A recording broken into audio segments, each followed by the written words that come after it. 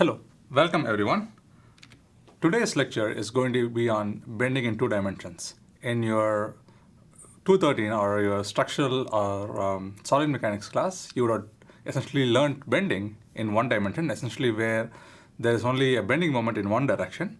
So in this class, we are going to start with the idea of how structures deform and how to calculate the stresses when the bending moment is applied in more than one direction. So that is why we call it bending in two dimensions. Okay. So what are the objectives of this lecture? So by the end of this lecture, you will be prepared to do two things. One is that you will be able to write the equation for bending stress, okay, with the correct sign when you have bending in two directions. Okay. And the second thing that you will learn today is to find the orientation of the neutral axis, okay, for a rectangular cross section and a circular cross-section when they are subjected to 2D bending. Okay? So before we get to 2D bending, let's try to recapitulate what we learned in bending in one dimensions. I think this is very important because sometimes when you learn in solid mechanics the bending formula, you don't pay too much attention to the subscripts and what kind of moment it is, what kind of moment of inertia it is, and so on. But those things actually become very important when we look at bending in two dimensions. So that's why I'm going to recapitulate what we learned in bending in one dimensions in a previous class. Okay. So now let's look at a simple beam here. Okay. This beam is fixed at one end and we are subjecting it to a moment mz at the tip. Okay.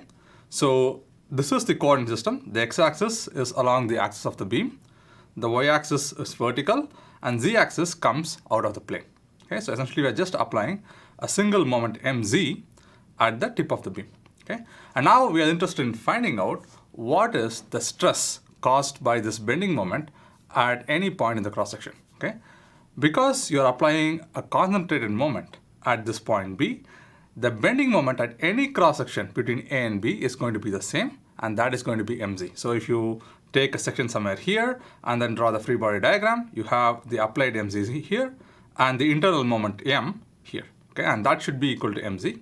And based on the conventions that we have learned in 213 or your solid mechanics class wherever you took it, this bending moment is a positive bending moment. So the reason that is a positive bending moment is because if you use your right hand rule, then as you curl your fingers along the direction of this moment, the thumb is pointing in the minus z direction. Okay, but the normal to this particular plane here is minus x. So on the minus x plane, you have the bending moment along the minus z direction, which means that that bending moment is positive. Okay. On the other hand, if you have the same face here, but if the bending moment is going the other way, okay, then it will be a negative bending moment. It will be negative mz. Okay, so that is something that you need to keep in mind.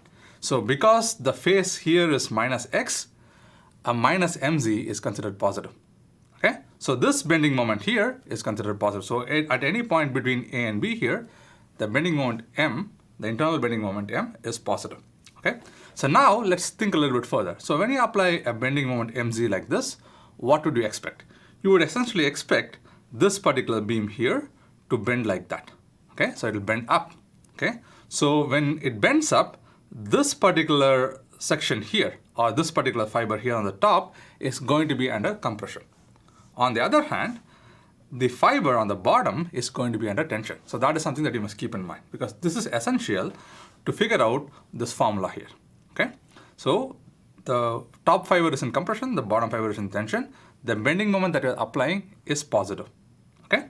Now, if you look at the cross section here, so if you take a cross section here and then look at the cross section, this is your y pointing upwards.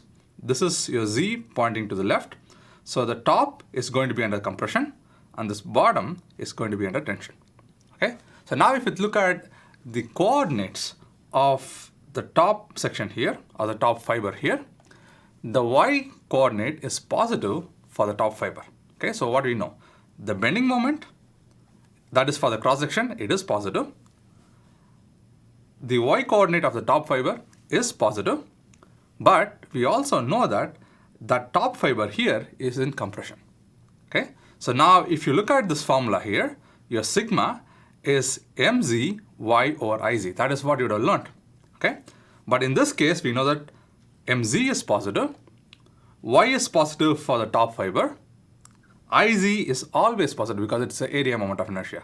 But we know that the stress at the top fiber is compressive, which means that it is negative. Okay? So the only way the stress at the top fiber will be negative is if this particular formula has a negative sign in front of this term. Okay? So that is the reason mz is positive, y is positive for the top fiber, but the stress is negative, so which means that there has to be a negative sign in front of it. Okay? So that is how the negative sign comes. Okay? That is something that you must keep in mind. There are a couple of other things that you want to note here. So the sigma is sigma x, not sigma y or sigma z. It is sigma x. Why is it sigma x? Because when you have a slender beam that is subjected to bending, the stress is always along the direction of the axis of the beam. So here, the axis of the beam is the x-axis. So the stress has to be sigma x, not sigma y or sigma z, something that is very important. Okay? And the other thing that you notice that I have put sigma x as a function of y. Okay? So that is also something that you must keep in mind because the stress, the bending stress sigma x, does not vary as a function of z. It only varies as a function of y. Okay? So that is why it is sigma x, because that is the axis of the beam. It is just a function of y because y is the distance from the neutral axis, which is essentially the z-axis here. And so that sigma x is a function of y. And the reason that you have a negative sign in front of it is because the top fiber has y positive, mz is positive for the entire beam, iz is positive, and you must have a compressive stress there, which means that you have to have a negative sign. So by the same token, if you look at the bottom fiber here, that has a negative y. Okay? mz is still positive, y is negative for that, iz is positive, which means that this term is going to be negative. But then if you multiply by that term by a negative sign here, then it becomes positive. So the bottom fiber is actually under positive bending stress. Okay? So this is something that is very important. You must be able to write this formula with the right subscripts for the stress, okay, with the right sign in terms of the bending moment or the bending moment and the location. Okay? And this is important because when you have bending in more than one dimension or bending in more than one directions, one of the terms could have a positive sign, the other term could have a negative sign, or both could be positive or both could be negative, depending on the coordinate directions or the coordinate axis. Okay, so that is the reason why I'm spending so much time on this fairly simple formula. Okay? Okay, so now let's look at the same problem. All I have done here is that I have changed the coordinate axis. It's the same beam, it is still fixed at one end, okay? But last time, the axis was the x-axis, now the axis is the z-axis. Now x is going vertically and y is coming out of the plane, okay?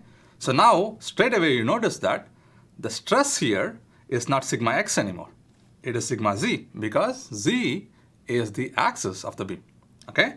And the second thing that you notice is that now the sigma z is not a function of y, it's actually a function of x because x is the vertical direction and the stress, the bending stress, depends only on the x coordinate, not the y coordinate, okay? And the third thing that you realize is that now this bending moment is not mz but my, okay? And how do you know it's my? You look at the way your fingers are curling and look at which direction your thumb is pointing, and the thumb is pointing along the y direction. So that is why it's an my, okay? So it's my times x divided by iy. So one thing that you can always notice that the sign of the moment or the subscript of the moment and the subscript of the moment of inertia is always the same. Okay, it's my or iy, mz or iz, and so on. Okay, so that's something that you can always keep in mind. So if you get any confusion there, okay. But in all other respects, this problem and this problem are essentially the same. So essentially, you still have a negative sign in front of it. Okay, it's going to be minus my times x over iy. So that is sigma z of x. Okay, I hope this is very clear. So now we'll go and look at a slightly different configuration where you see that this is very important. Okay, so now it's the same beam again. Okay, all that I have done is change the coordinate axis such that x is pointing inwards, y is pointing upwards, and z is pointing to the right. Okay, so in this case again, the axis of the beam is the z-axis, so it's again going to be sigma z. Okay, But now the vertical axis is y, not x. And the bending moment depends on the y-axis or the y-coordinate, not the x-coordinate. So it becomes sigma z of y. But now you start to see something interesting. So when you have a beam like this and you apply an mx like that, okay? Again, this particular top fiber is going to be under compression. This bottom fiber is going to be under tension, right? So this is going to be compressive stress, that is going to be tensile stress, okay? And now if you look at the direction of mx, this is how it is curling, my fingers, and my thumb is pointing towards me, okay? Whereas the x is pointing towards the plane of the paper, towards inside the plane of the paper. So this mx is actually negative, okay? So this is mx is negative in this case. And again, I want to remind you that I'm saying this as mx, but what you're actually looking at is the internal moment, okay? But the internal moment also has the same sign as the external moment here, okay? So that is why this moment here that I'm putting is actually internal moment, but that is positive. In this case, it is actually negative, okay? But if you look at the y-coordinate of this top fiber here, that is positive, y is positive, mx is negative, ix is always positive, right? And we know that this particular top fiber is in compression, okay? So which means that you don't need a negative sign in front of this expression, okay? So sigma z of y is just mxy over ix, okay? You don't have a negative sign there. So if you look at these three examples, it's the exact same beam, right? It's the same way it is being deformed, but you have different formulas simply because of the coordinate system that you have chosen, okay? So this is something that is important. So you see that from one example to the other, the subscript for sigma is changing, the moment that is under consideration is changing, the ordinate that actually changes the stress is also changing, right? And the sign in front of this term is also changing, okay? So these three things, or these three examples, are very simple, but if you can understand these things precisely, then what you're going to do next is going to be much, much easier, okay? So now that we have, like, in some sense, recapitulated what we have learned in your solid mechanics class, let's actually look at bending in 2 dimensions, okay? So now it's the same bar here, nothing different, okay? Except that I have drawn it in kind of an isometric view so that you can appreciate the full 3D nature of the problem, okay? Now, this is a bar, again it's fixed at the end here, and I am going to apply a moment mz to this bar, okay? So I have this bending moment like kind of drawn this way, okay? And how do you know it is mz? So you curl your fingers that way, and the thumb is pointing along the z-axis. So that is why it's mz, okay? And again, if you are not aware of the notation, you usually use this double arrows for indicating moments, okay? So there is an mz acting on this particular structure, okay? Now, when you apply an mz on the structure, what it does, it essentially makes this bar bend up or down, okay? And we just did this example, a few minutes back, and we found that the sigma x of y is minus mzy over iz, okay? And just to, remind you, this is where it's coming from, okay? It's the exact same configuration, okay? Now, this mz makes the bar bend up or down. On the other hand, if you apply an my like this, then this my will essentially make the bar bend in or out of the plane of the paper, okay? That's a big difference. One is going this way, one is going that way, okay? So this is going to be applying a moment my will essentially make the bar bend in or out of the plane, okay? Now, you can find out that in this case also, the stress is going to be sigma x because x-axis is still the axis of the beam. It's the same beam, okay? But now we are applying a moment my, and you can check that this formula here is going to be myz over iy with no negative sign, okay? This is something that you must do by yourself and check by yourself, okay? So in one case, it's sigma x of y, okay? When you apply an mz, sigma x depends on the y coordinate, and that is going to be minus mzy over iz. When you apply sigma x, when you apply my, sorry, it's going to be sigma x as a function of z, and it's going to be myz over iy. Okay? So I hope that this is clear to everyone. Okay? The second thing you should definitely check by yourself. Okay? But now let's consider the case where we are applying both this mz and my at the same time. Okay? Now then, how do you find what the sigma x is? It's actually very simple. You just take these two expressions, here and here, and then put them together. Now what happens is that now sigma x actually becomes a function of both y and z. That is why it's sigma x of y comma z. And then those two terms are the ones that you saw in the previous slide. Minus mzy over iz plus myz over iy. Okay, so that's pretty much it. So if you know how to write the expression for the bending stress for one dimension with the correct sign, doing it in two dimensions is just adding them algebraically, nothing more. Okay, but in this case, I have essentially not had this x coordinate as a function here, and the reason is that we are applying these moments or concentrated moments at the end. But typically, when you have a real problem, this mz and my will also be functions of x. Okay, so they will not be constant as a function of x, but it will be varying as a function of x. So in that case, the sigma x at any point x, y, z along this beam or on this beam is going to be mz of x times y over iz with a negative sign plus my of x times z over iy. Okay, and that essentially tells you all that you need to find out the bending stress at any point on the beam, at any point x, y, z on this beam. Okay, I hope that is clear. Okay, so the next thing that we're going to do is we're going to look at how to find the neutral axis. Okay, the axis or the plane on which the stress is zero, the bending stress is zero, when you have a rectangular cross section and you have a moment in an arbitrary direction. Okay, so here again it's the same example. You have a beam that is fixed at one end, and then now we are applying a moment in an arbitrary direction in the yz plane. Okay, that is something that I want to emphasize. So it's in the yz plane. Okay, so this moment m creates an angle or makes an angle theta with respect to the z-axis. So mz, which is basically the component of the moment along the z-axis, is nothing but m times cosine theta, and the component of the moment along the y-axis is m sine theta.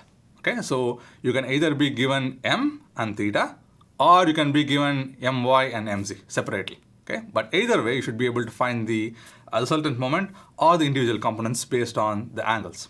Okay, now when you apply an arbitrary moment m at this particular angle theta in the yz plane for this beam, then we know that the neutral axis, which we usually denote by Na, the sigma x is equal to 0. So the stress on the neutral axis is 0. Okay, so what does that mean? We already found out what is the expression for sigma x for a beam like this. Okay, that is nothing but minus mzy over iz plus myz over iy. So you just equate that to 0.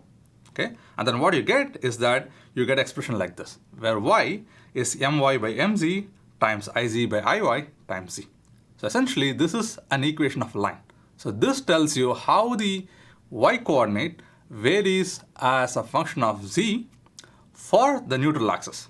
Okay, so it is just, if you think about it, my and mz are known, iz and iy are constants. So essentially, this is like a constant. So it's like y equal to mx plus p, or in this case, at least just y equal to mx, or in this case, because we have a yz coordinates in, it's y equal to some constant times z.